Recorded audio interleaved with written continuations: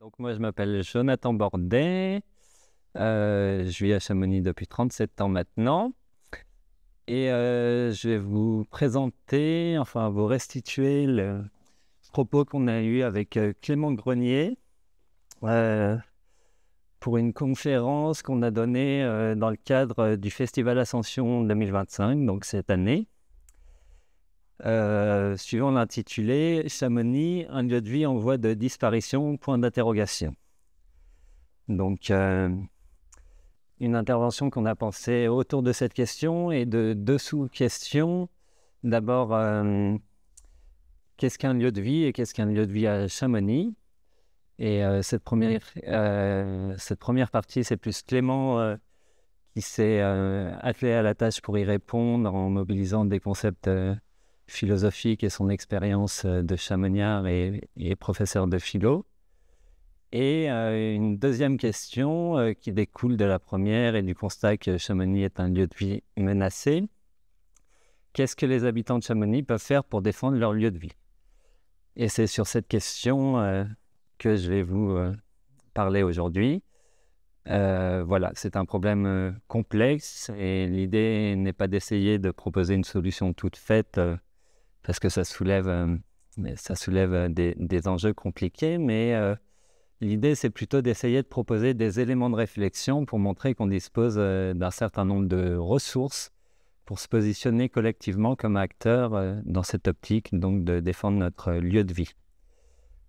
D'abord, initialement, j'avais voulu, dans un premier temps, faire porter la réflexion qu'on vous propose aujourd'hui sur une question un peu différente, à savoir qu'est-ce qui manque aux Chamoniards pour former une communauté politique? L'idée était de se demander pourquoi il y a un fort sentiment d'appartenance à la communauté chamoniarde, mais qu'en revanche, relativement peu d'habitants s'impliquent dans les décisions qui nous concernent collectivement. Mais quand j'ai discuté de cette idée et de ce projet un peu autour de moi, plusieurs personnes m'ont mentionné leur réserve quant aux termes politiques ou aux enjeux proprement politiques qui semblent rebuter, voire effrayer. Et puis j'ai échangé avec Clément, il m'a proposé de recentrer la réflexion sur la question du lieu de vie. J'ai trouvé que c'était une très bonne idée parce que dans le fond, c'est Chamonix comme lieu de vie qui nous rassemble et auquel on est tous attachés. Mais plutôt que de laisser de côté la question initiale, donc qu'est-ce qui manque aux Chamoniards pour s'impliquer dans les décisions qui les concernent collectivement, je voudrais commencer à y réfléchir en partant justement des réticences que beaucoup m'ont exprimées sur ce sujet. Qu'est-ce que nous disent ces réticences? Pourquoi tant d'aversion pour le politique, entendu ici non dans un sens étroit, qui serait donc les enjeux strictement politiciens ou le jeu électoral, mais dans un sens plus large, qu'est-ce qui nous réunit collectivement? Qu'avons-nous en partage et que pouvons-nous faire pour le promouvoir? Ou encore, comment peut-on s'impliquer dans les enjeux qui nous concernent directement? Et en particulier pour défendre notre lieu de vie. Mais pour aborder ces questions, j'aimerais d'abord rappeler quelques éléments pour mettre en perspective le débat et la situation actuelle à Chamonix. D'abord des chiffres sur l'évolution démographique. Entre le recensement de 1999 et de 2021, la population chamoniarde est passée de 9 830 habitants à l'année à 8 642, soit une diminution de 12,1% d'après les chiffres de l'INSEE. C'est une perte énorme, plus d'un habitant sur 10, surtout si on compare ça à l'évolution de la population en Haute-Savoie sur la même période, qui, elle, a augmenté de près de 33%.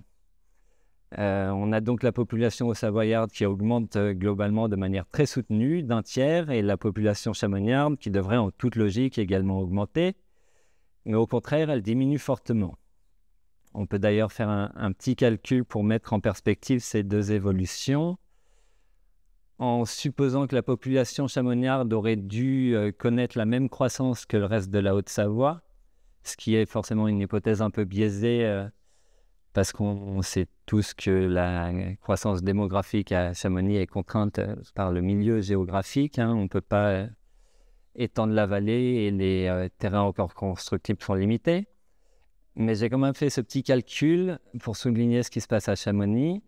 Et en 2021, Chamonix aurait dû avoir 13 172 habitants. Elle n'en a que 8 642. C'est comme si Chamonix avait perdu plus de 34% de la population qu'elle aurait dû ou pu avoir en 2021, ce qui est absolument considérable. Et quelles que soient les limites de ce calcul, chacun de nous a pu constater dans son propre entourage le nombre important de personnes qui vivaient à Chamonix et qui ont dû quitter la vallée pour trouver un logement ou pour pouvoir vivre convenablement, au mieux à Passy ou à Sallanches, ou qui ont carrément dû changer de région. Donc en résumé, Chamonix se vide. Au nom de touristes et de projets économiques, tout le monde a pu constater que la fréquentation touristique à l'année n'est pas en recul. Au contraire, la vallée est littéralement asphyxiée une large partie de l'année et les saisons creuses sont, comme les glaciers, en voie de disparition. La machine à faire rentrer les billets se porte très bien.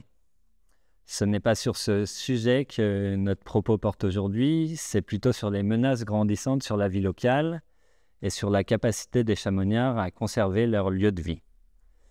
Ça se matérialise en premier lieu par des difficultés à se loger, qui sont sans doute le premier facteur expliquant la diminution de la population, mais aussi par la diminution des lieux de sociabilité pour les Chamoniards, dilués dans une offre touristique croissante. C'est difficile d'avoir des infos chiffrées sur ce sujet qui n'entrent pas dans les préoccupations de l'INSEE, ni de la mairie d'ailleurs semble-t-il, mais on peut penser par exemple aux fermetures de nombreux lieux de la vie nocturne, l'Arbat, le Chouca, la Cantina pour les plus anciens, mais aussi aux menaces qui pèsent sur des établissements actuels, avec des fermetures d'autres lieux emblématiques pour les locaux, le Cerro par exemple. Et à contrario, on peut souligner que le festival Ascension, dans lequel ce propos a été... pour lequel ce propos a été conçu, est justement un lieu de sociabilité retrouvé à Chamonix et voilà, une manière de se réapproprier le territoire dans une intelligence collective qui a fait par et pour les Chamoniards, qui propose des choses pour tout âge et pour tous les goûts. Mis à part ces petits événements, ces événements de temps à autre, on constate des difficultés croissantes pour les locaux à simplement vivre convenablement sur le territoire.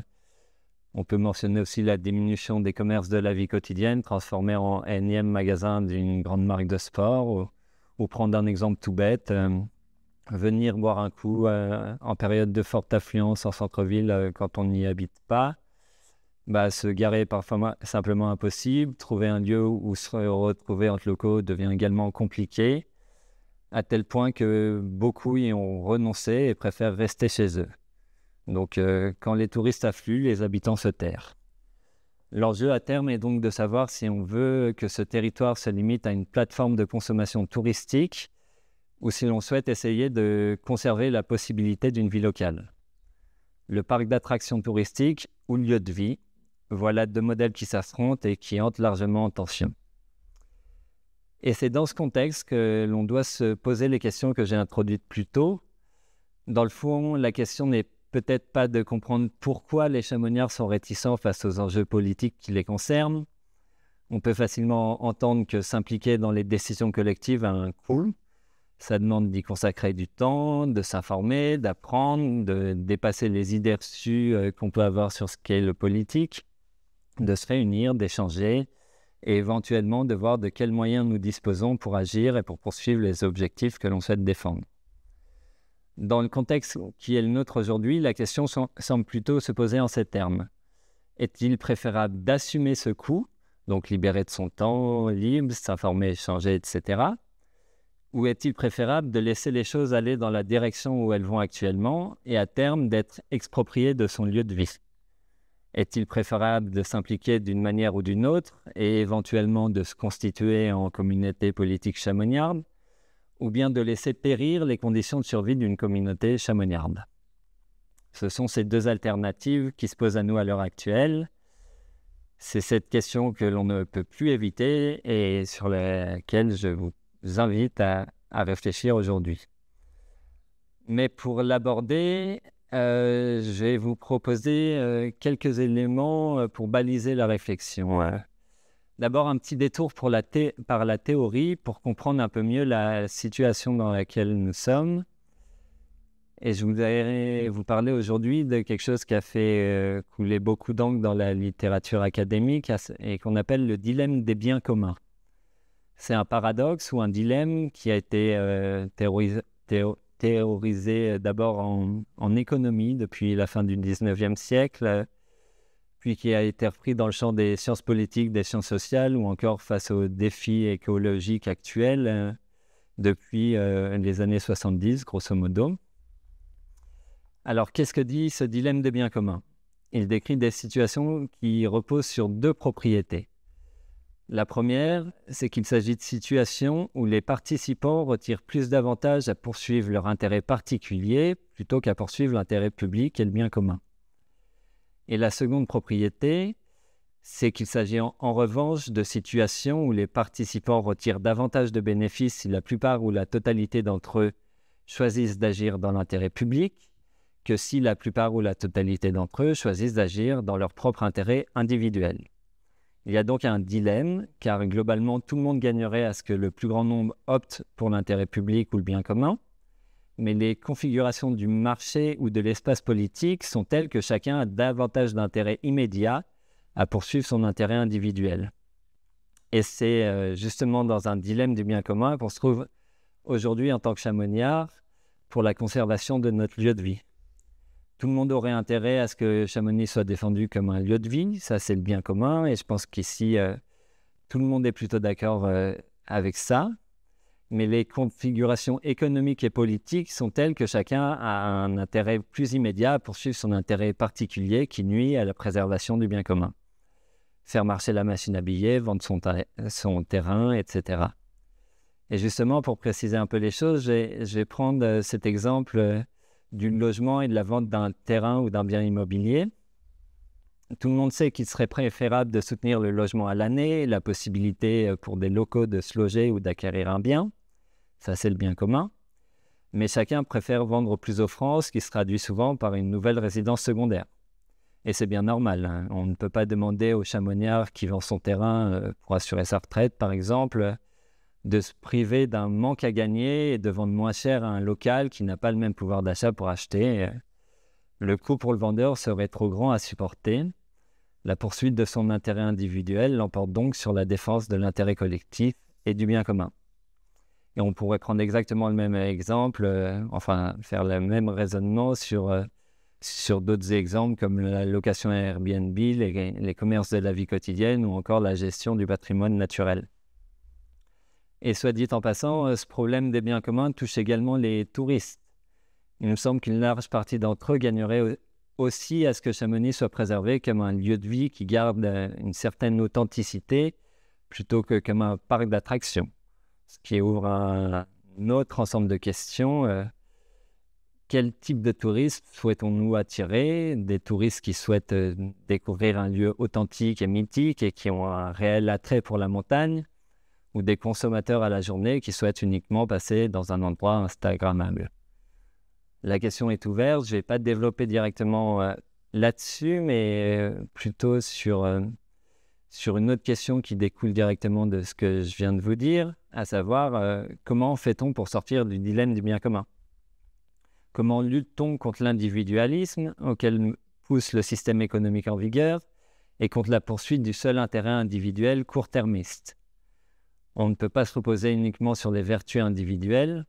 À travers l'exemple que j'ai pris, je pense que tout le monde est d'accord sur le fait que si on se limite à dire que c'est au vendeur de vendre moins cher à un habitant local, rien ne changera. Et c'est par ailleurs un coût moral trop élevé à faire peser sur le seul vendeur. Pour sortir du dilemme des biens communs, il faut changer les règles du jeu, il faut créer des nouvelles configurations collectives. Et de nombreux travaux se sont penchés sur cette question. Si les solutions concrètes doivent être conçues au cas par cas, en fonction du contexte et de la manière dont se pose le dilemme, des pistes de solutions ont été dégagées. Certaines relèvent de stratégies de nationalisation ou au contraire de privatisation qui dépassent les capacités d'intervention au niveau local et ne cadrent pas avec notre problème du jour.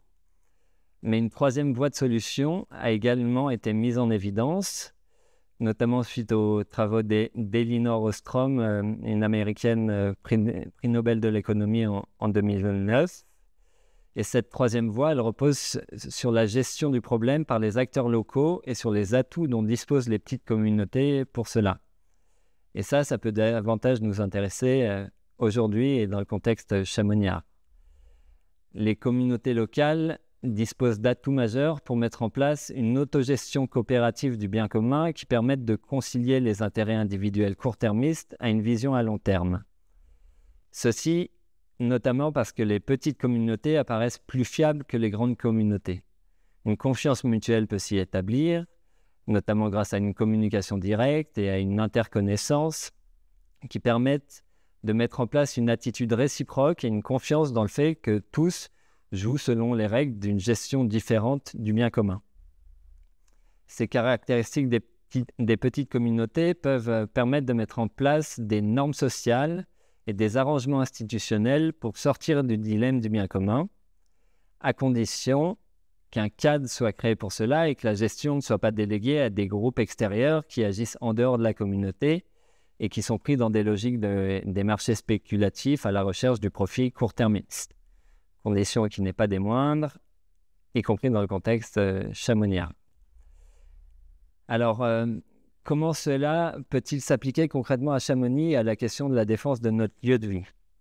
Il n'y a pas de solution toute faite.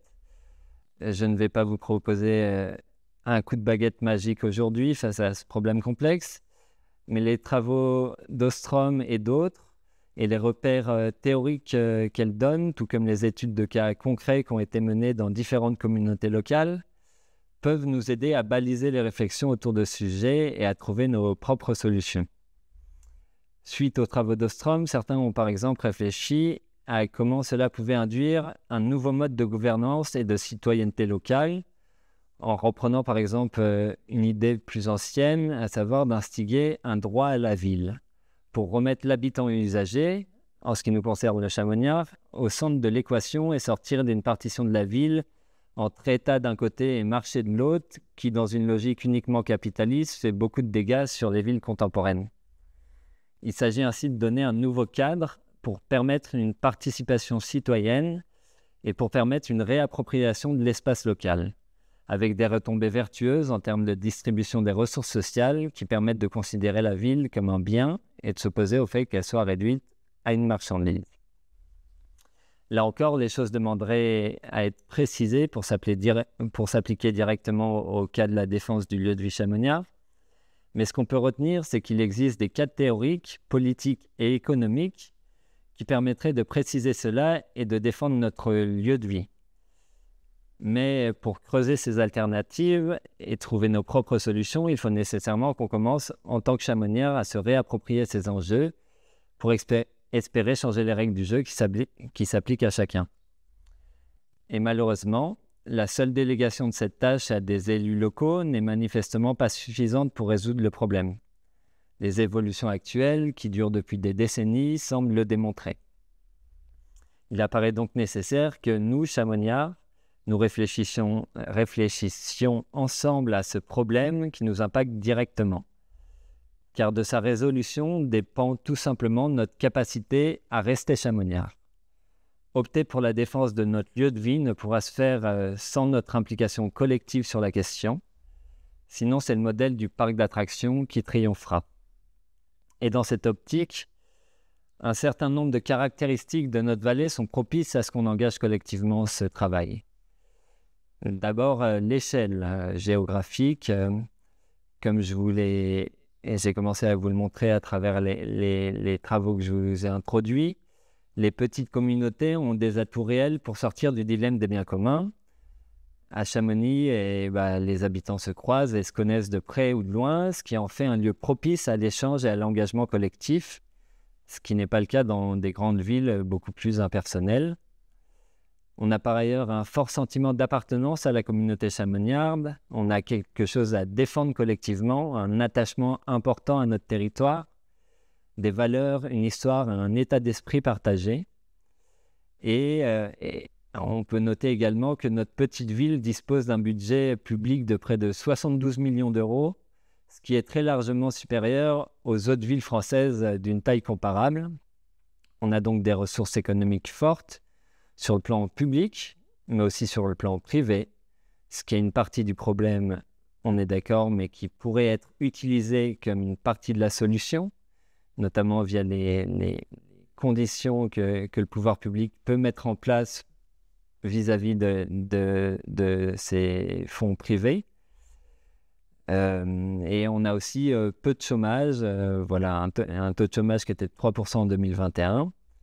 On a donc des ressources économiques, mais aussi des ressources sociales intéressantes, notamment avec de nombreux apports extérieurs. On est dans un lieu attractif et cosmopolite qui attire des profils de personnes avec des talents et des savoir-faire diversifiés. Mais peut-être que là aussi, on est face à des difficultés croissantes à maintenir ces talents et ces savoir-faire sur le territoire si on ne le défend pas comme un lieu de vie.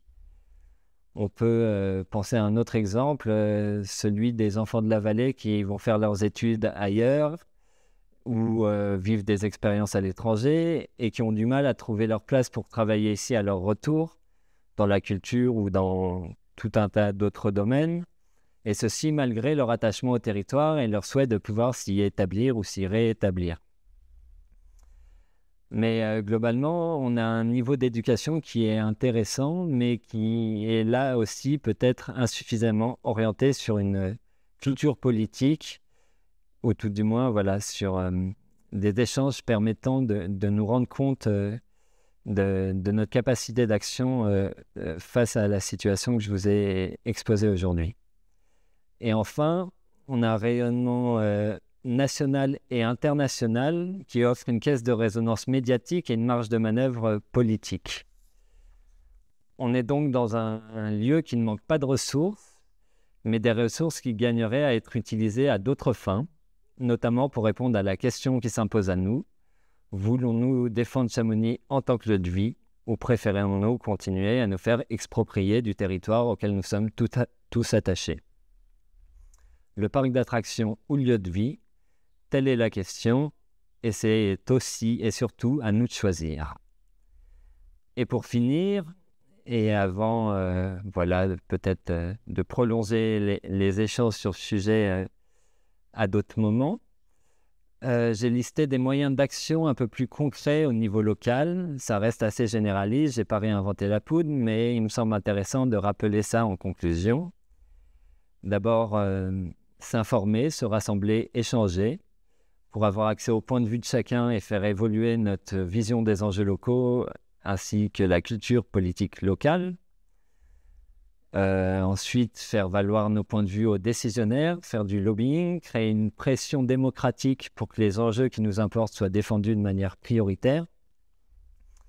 Mais aussi s'exprimer via les médias locaux, les réseaux sociaux, l'art, la culture, etc. Rejoindre le tissu associatif et communautaire, participer aux commissions et aux comités ouverts aux citoyens, mener des actions juridiques ou des actions concrètes pour mobiliser autour des enjeux locaux, comme ça a pu être fait notamment par rapport au dossier du Biolay et au projet de construction. Donc, ce n'est pas un crématoire, mais enfin ouais, voilà. Mais aussi, tout simplement voter. Je n'ai pas retrouvé les chiffres de l'abstention entre les municipales de 99 et de 2021, qui est la période que j'ai prise. Mais je doute qu'elle aille dans le sens d'une mobilisation croissante des Chamoniards. Et enfin, s'engager plus directement dans la vie politique, rejoindre ou constituer une liste pour les municipales. Donc voilà un peu pour ce qu'il en est du propos que j'avais construit avec Clément pour cette intervention dans le cadre du Festival Ascension, qui, comme vous avez pu le constater, ne donne pas des réponses clés en main, mais sont plutôt... la réflexion est construite comme une invitation à se saisir de ces enjeux et face à un constat qui est que c'est un peu maintenant ou jamais... qu'on qu'on peut faire quelque chose dans une situation qui n'évolue pas de manière favorable pour la défense d'un lieu de vie à Chamonix.